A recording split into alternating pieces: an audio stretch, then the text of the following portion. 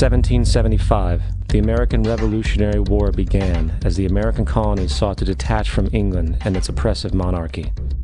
Though many reasons are cited for the revolution, one in particular sticks out as the prime cause: that King George III of England outlawed the interest-free, independent currency the colonies were producing and using for themselves, in turn forcing them to borrow money from the Central Bank of England at interest, immediately putting the colonies into debt. And as Benjamin Franklin later wrote, the refusal of King George III to allow the colonies to operate an honest money system which freed the ordinary man from the clutches of the money manipulators was probably the prime cause of the revolution. In 1783, America won its independence from England. However, its battle against the central bank concept and the corrupt, greed-filled men associated with it had just begun. So what is a central bank? A central bank is an institution that produces the currency of an entire nation. Based on historical precedent, two specific powers are inherent in central banking practice: the control of interest rates and the control of the money supply, or inflation. The central bank does not simply supply a government's economy with money, it loans it to them at interest. Then, through the use of increasing and decreasing the supply of money, the central bank regulates the value of the currency being issued. It is critical to understand that the entire structure of this system can only produce one thing in the long run: debt. It doesn't take a lot of ingenuity to figure this scam out. For every single dollar produced by the central bank is loaned at interest. That means every single dollar produced is actually the dollar plus a certain percent of debt based on that dollar. And since the central bank has the monopoly over the production of the currency for the entire country, and they loan each dollar out with immediate debt attached to it, where does the money to pay for the debt come from? It can only come from the central bank again, which means the central bank has to perpetually increase its money supply to temporarily cover the outstanding debt created, which in turn, since that new money is loaned out at interest as well, creates even more debt. The end result of this system without fail is slavery, for it is impossible for the government and thus the public to ever come out of the self-generating debt. The founding fathers of this country were well aware of this.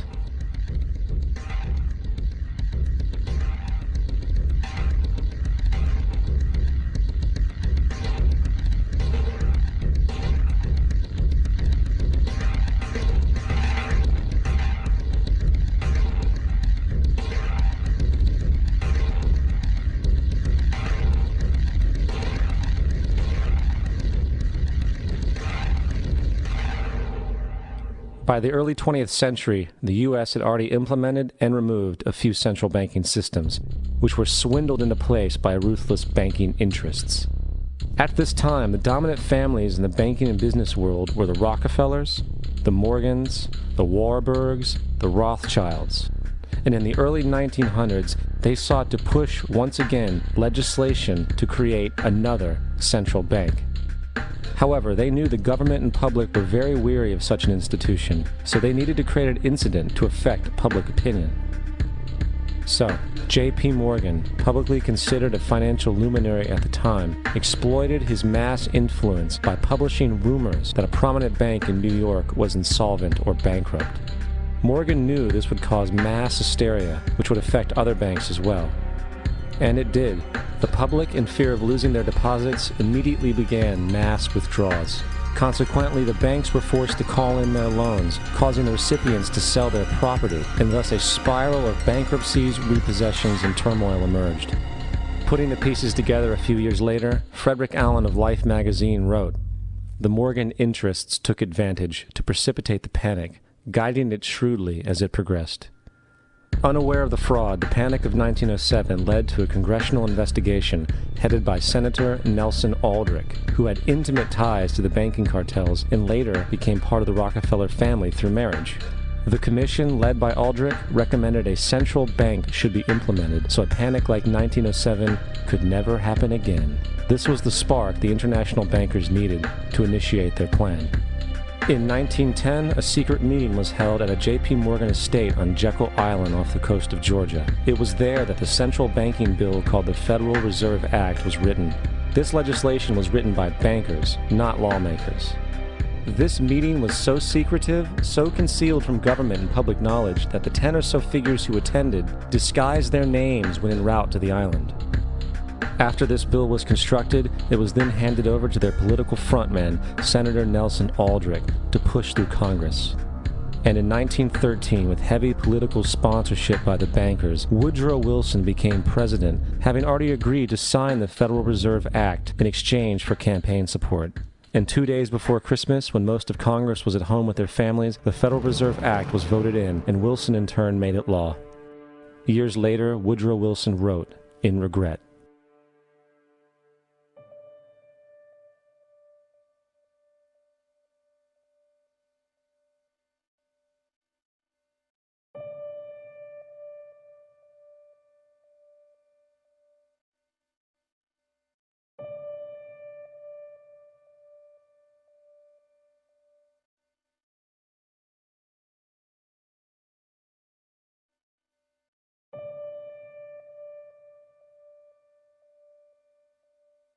Congressman Louis McFadden also expressed the truth after the passage of the bill. A world banking system was being set up here, a superstate controlled by international bankers, acting together to enslave the world for their own pleasure. The Fed has usurped the government. Now, the public was told that the Federal Reserve System was an economic stabilizer, and inflation and economic crises were a thing of the past. Well, as history has shown, nothing is further from the truth. The fact is, the international bankers now had a streamlined machine to expand their personal ambitions. It's alive! It's alive! It's alive! For example, from 1914 to 1919, the Fed increased the money supply by nearly 100%, resulting in extensive loans to small banks and the public. Then, in 1920, the Fed called in mass percentages of the outstanding money supply, thus resulting in the supporting banks having to call in huge numbers of loans, and just like 1907, bank runs, bankruptcy, and collapse occurred. Over 5,400 competitive banks outside of the Federal Reserve System collapsed, further consolidating the monopoly of a small group of international bankers. Privy to this crime, Congressman Lindbergh stepped up and said in 1921, "Under the Federal Reserve Act, panics are scientifically created. The present panic is the first scientifically created one, worked out as we figure a mathematical equation." However, the panic of 1920 was just a warm-up. From 1921 to 1929, the Fed again increased the money supply, resulting once again in extensive loans to the public and banks. There was also a fairly new type of loan called a margin loan in the stock market. Very simply, the margin loan allowed an investor to put down only 10% of a stock's price, with the other 90% being loaned through the broker. In other words, a person could own $1,000 worth of stock with only $100 down. This method was very popular in the roaring 1920s, as everyone seemed to be making money in the market. However, there was a catch to this loan. It could be called in at any time and had to be paid within 24 hours. This is termed a margin call, and the typical result of a margin call is the selling of the stock purchased with the loan. So, a few months before October in 1929, J.D. Rockefeller, Bernard Baruch, and other insiders quietly exited the market, and on October 24, 1929, the New York financiers who furnished the margin loans started calling them in masse. This sparked an instantaneous, massive sell-off in the market, for everyone had to cover the margin loans. It then triggered mass bank runs for the same reason, in turn collapsing over 16,000 banks, enabling the conspiring international bankers to not only buy up rival banks at a discount, but to also buy up whole corporations at pennies on the dollar. It was the greatest robbery in American history. But that didn't stop there. Rather than expanding the money supply in order to recover from this economic collapse, the Fed actually contracted it, fueling one of the largest depressions in history. Once again outraged, Congressman Louis McFadden, a longtime opponent of the banking cartels, began bringing impeachment proceedings against the Federal Reserve Board, saying of the crash and depression, "It was a carefully contrived occurrence. International bankers sought to bring about a condition of despair so that they might emerge the rulers of us all." Not surprisingly, and after 2 previous assassination attempts, McFadden was poisoned at a banquet before he could push for the impeachment. Now, having reduced the society to squalor, the Federal Reserve bankers decided that the gold standard should be removed. In order to do this, they needed to acquire the remaining gold in the system. So, under the pretense of helping to end the Depression, came the 1933 gold seizure. Under the threat of imprisonment for 10 years, everyone in America was required to turn in all gold bullion to the Treasury, essentially robbing the public of what little wealth they had left. And at the end of 1933, the gold standard was abolished. If you look at a dollar bill from before 1933, it says it is redeemable in gold. You look at a dollar bill today, it says it is legal tender, which means it is backed by absolutely nothing. It is worthless paper. The only thing that gives our money value is how much of it is in circulation. Therefore, the power to regulate the money supply is also the power to regulate its value, which is also the power to bring entire economies and societies to its knees.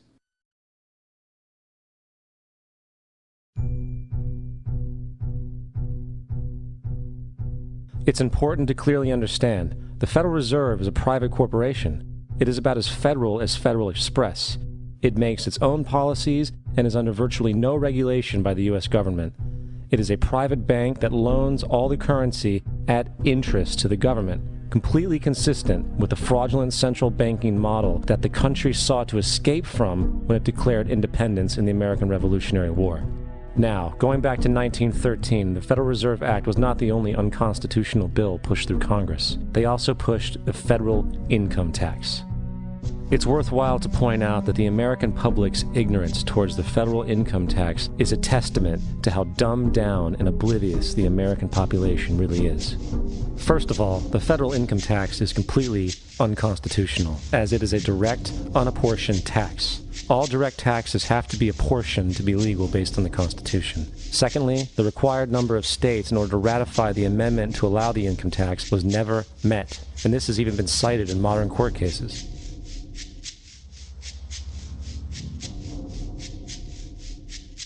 Third, at the present day, roughly 35% of the average worker's income is taken from them via this tax. That means you work 4 months out of the year to fulfill this tax obligation.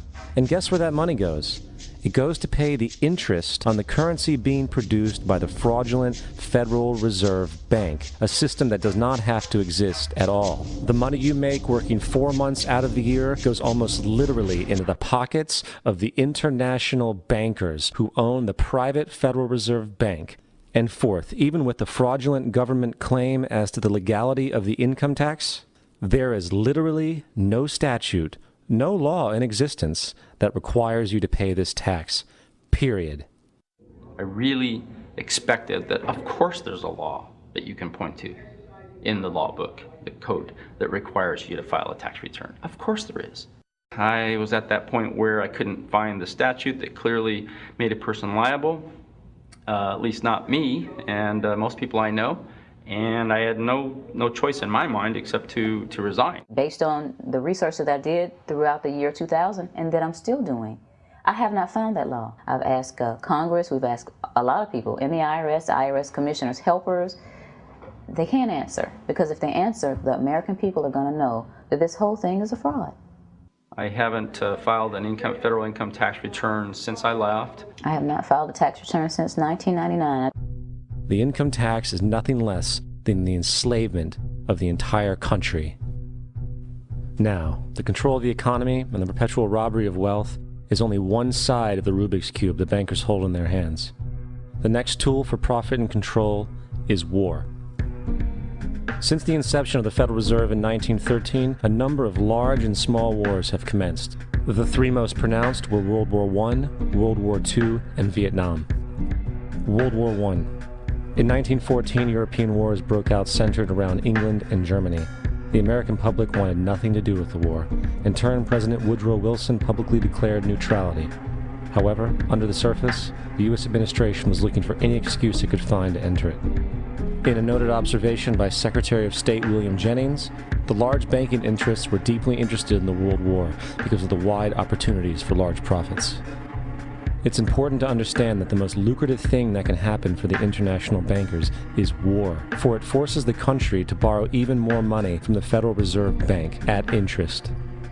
Woodrow Wilson's top advisor and mentor was Colonel Edward House, a man with intimate connections with the international bankers who wanted in the war.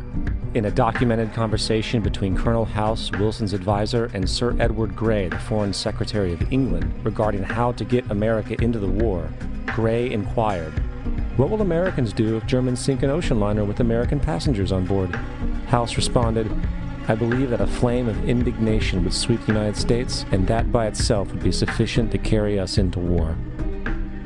So, on May 7, 1915, on essentially the suggestion of Sir Edward Grey, a ship called the Lusitania was deliberately sent into German-controlled waters, where German military vessels were known to be. And, as expected, German U-boats torpedoed the ship, exploding stored ammunition, killing 1,200 people. To further understand the deliberate nature of this setup, the German embassy actually put advertisements in the New York Times telling people that if they boarded the Lusitania, they did so at their own risk, as such a ship sailing from America to England through the war zone would be liable to destruction. In turn, and as anticipated, the sinking of the Lusitania caused a wave of anger among the American population, and America entered the war a short time after. The First World War caused 323,000 American deaths. J.D. Rockefeller made $200 million off of it. Not to mention the war cost about $30 billion for America, most of which was borrowed from the Federal Reserve Bank at interest, furthering the profits of the international bankers. World War II. On December 7, 1941, Japan attacked the American fleet at Pearl Harbor, triggering our entry into that war. President Franklin D. Roosevelt declared the attack was a day that will live in infamy. A day of infamy indeed, but not because of the alleged surprise attack on Pearl Harbor. After 60 years of surfacing information, it is clear that not only was the attack on Pearl Harbor known weeks in advance, it was outright wanted and provoked.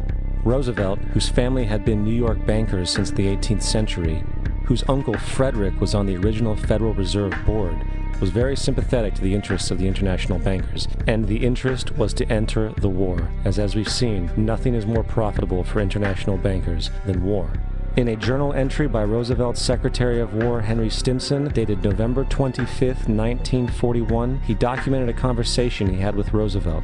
The question was, how should we maneuver them into firing the first shot? It was desirable to make sure the Japanese be the ones to do this, so that there should remain no doubt as to who were the aggressors. In the months leading up to the attack on Pearl Harbor, Roosevelt had done almost everything in his power to anger the Japanese, showing a posture of aggression. He halted all of Japan's imports of American petroleum. He froze all the Japanese assets in the United States. He made public loans to nationalist China and supplied military aid to the British, both enemies of Japan in the war, which, by the way, is completely in violation of international war rules. And on December 4th, 3 days before the attack, Australian intelligence told Roosevelt about a Japanese task force moving towards Pearl Harbor. Roosevelt ignored it. So, as hoped and allowed, on December 7th, 1941, Japan attacked Pearl Harbor, killing 2,400 soldiers. Before Pearl Harbor, 83% of the American public wanted nothing to do with the war. After Pearl Harbor, 1 million men volunteered for the war. It is important to note, Nazi Germany's war effort was largely supported by two organizations, one of which was called IG Farben. IG Farben produced 84% of Germany's explosives, and even the Zyklon B used in the concentration camps to kill millions. One of the unspoken partners of IG Farben was J.D. Rockefeller's Standard Oil Company in America. In fact, the German Air Force could not operate without a special additive patented by Rockefeller's Standard Oil.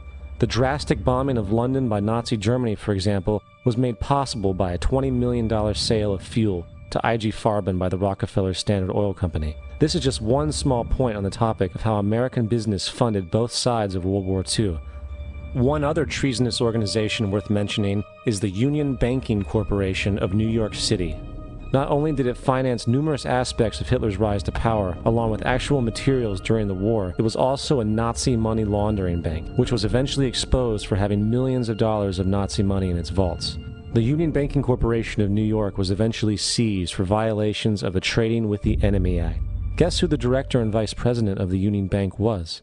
Prescott Bush, our current president's grandfather, and of course our former president's father. Keep that in mind when considering the moral and political dispositions of the Bush family. Vietnam. The United States' official declaration of war on North Vietnam in 1964 came after an alleged incident involving two U.S. destroyers being attacked by North Vietnamese PT boats in the Gulf of Tonkin. This was known as the Gulf of Tonkin Incident. This single situation was the catalytic pretext for massive troop deployment and full-fledged warfare. One problem, however, the attack on the U.S. destroyers by Vietnamese PT boats never happened. It was a completely staged event to have an excuse to enter the war. Former Secretary of Defense Robert McNamara stated years later that the Gulf of Tonkin incident was a mistake, while many other insiders and officers have come forward, relaying that it was a contrived farce, a complete lie. Once in the war, it was business as usual. In October 1966, President Lyndon Johnson lifted trading restrictions on the Soviet bloc, knowing full well that the Soviets were providing upwards of 80% of North Vietnam's war supplies. Consequently, Rockefeller interests financed factories in the Soviet Union, which the Soviets used to manufacture military equipment and send it to North Vietnam. However, the funding of both sides of this conflict was only one side of the coin. In 1985, Vietnam's rules of engagement were declassified. This detailed what American troops were and were not allowed to do in the war. It included absurdities like North Vietnamese anti-aircraft missile systems could not be bombed until they were known to be fully operational. No enemy could be pursued once they crossed the border of Laos or Cambodia. And most revealing of all, the most critical strategic targets were not allowed to be attacked unless initiated by high military officials. Apart from these imposed ludicrous limitations, North Vietnam was informed of these restrictions and therefore could base entire strategies around the limitations of the American forces. This is why the war went on so long. And the bottom line is this: the Vietnam War was never meant to be won, just sustained. This war for profit resulted in 58,000 American deaths and 3 million dead Vietnamese. So, where are we now? September 11th was the jumpstart for what is now an accelerated agenda by the ruthless elite. It was a staged war pretext no different than the sinking of the Lusitania, the provoking of Pearl Harbor, and the Gulf of Tonkin lie. In fact, if 9/11 wasn't a planned war pretext, it would be an exception to the rule. It has been used to launch 2 unprovoked illegal wars, one against Iraq and one against Afghanistan. However, 9/11 was a pretext for another war as well, the war against you. The Patriot Act, Homeland Security, the Military Tribunals Act, and other legislations are all completely and entirely designed to destroy your civil liberties and limit your ability to fight back against what is coming. Currently in the United States, unannounced to most brainwashed Americans, your home can be searched without a warrant, without you being home. You can in turn be arrested with no charges revealed to you, detained indefinitely with no access to a lawyer, and legally tortured, all under the suspicion that you might be a terrorist. If you need a painted picture of what is happening in this country, let's recognize how history repeats itself. In February 1933, Hitler staged a false flag attack, burning down his own German parliament building, the Reichstag, and blamed it on communist terrorists. Within the next few weeks, he passed the Enabling Act, which completely eradicated the German Constitution, destroying people's liberties. He then led a series of preemptive wars, all justified to the German people as necessary to maintaining homeland security.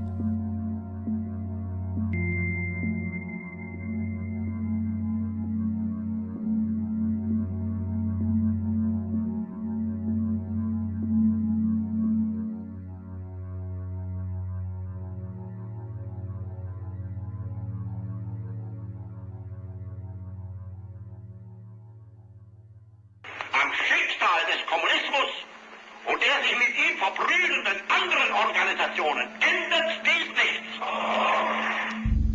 Our enemy is a radical network of terrorists and every government that supports them. It's time to wake up. The people in power go out of their way to make sure that you are perpetually misled and manipulated. The majority's perception of reality, especially in the political arena, is not their own. It is shrewdly imposed upon them without them even knowing it. For example, the public at large actually believes the invasion of Iraq is going badly, as sectarian violence doesn't seem to stop. What the public fails to see is that the destabilization of Iraq is exactly what the people behind the government want. This war is to be sustained so the region can be divided up, domination of the oil maintained, continual profits reaped for the defense contractors, and most importantly, permanent military bases established to be used as a launching pad against other oil-bearing, non-conforming countries such as Iran and Syria. For further implication that the civil war and destabilization is purely intentional, in 2005, 2 elite British SAS officers were arrested by Iraqi police after being caught driving around in their car shooting at civilians while dressed up as Arabs. After being arrested and taken to a jail in Basra, the British Army immediately requested the release of these men. When the Basra government refused, British tanks came in and physically broke out the men from the Basra prison. If you wish to destroy an area, how do you do it? Well, there are 2 ways. You can go in there and bomb it and so forth, but that is not very efficient. What you do is you try to get the people in that area to kill each other and to destroy their own territory, their own farms. And that's what's been done in that area. The way in which you destroy an opponent is get him to destroy himself by dividing his ranks against one another. Then you feed both sides. You have agents feeding both sides, inflaming both sides, and they kill each other off. And it's time that some of us woke up to this reality, to understand that people who try to maintain empires and create empires do it by manipulating the people they're trying to conquer. You might want to ask yourself why the entire culture is utterly saturated with mass media entertainment from all sides, while the educational system in America continues its stupefying downward slide since the U.S. government decided to take over and subsidize the public school system. What your government pays for, it gets. When we understand that, then we look at government-financed institutions of education and see the kind of students and the kind of education that's being turned out by these government-financed schools. Logic will tell you that if what is being turned out in those schools was not in accord with what the state and the federal government wanted, then it would change it. The bottom line is that the government is getting what they have ordered. They do not want your children to be educated. They do not want you to think too much. That is why our country and our world has become so proliferated with entertainments, mass media, television shows, amusement parks, drugs, alcohol, and every kind of entertainment to keep the human mind entertained, so that you don't get in the way of important people by doing too much thinking. You had better wake up and understand that there are people who are guiding your life and you don't even know it. We're in a lot of trouble because you people and 62 million other Americans are listening to me right now, because less than 3% of you people read books, because less than 15% of you read newspapers, because the only truth you know is what you get over this tube. Right now, there is an entire generation that never knew anything that didn't come out of this tube. This tube is the gospel, the ultimate revelation.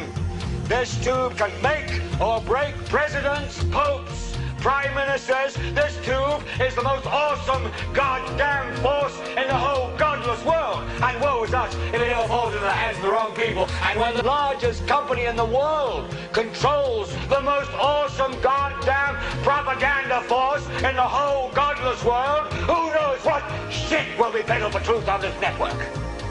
So you listen to me. Listen to me. Television is not the truth. Television is a goddamn amusement park. Television is a circus, a carnival, a traveling troupe of acrobats, storytellers, dancers, singers, jugglers, sideshow freaks, lion tamers, and football players. We're in the boredom-killing business. But you people sit there day after day, night after night, all ages, colors, creeds, we're all you know. You're beginning to believe the illusions we're spinning here. You're beginning to think that the tube is reality and that your own lives are unreal. You do whatever the tube tells you. You dress like the tube. You eat like the tube. You raise your children like the tube. You even think like the tube. This is mass madness, you maniacs. In God's name, you people are the real thing. We are the illusion.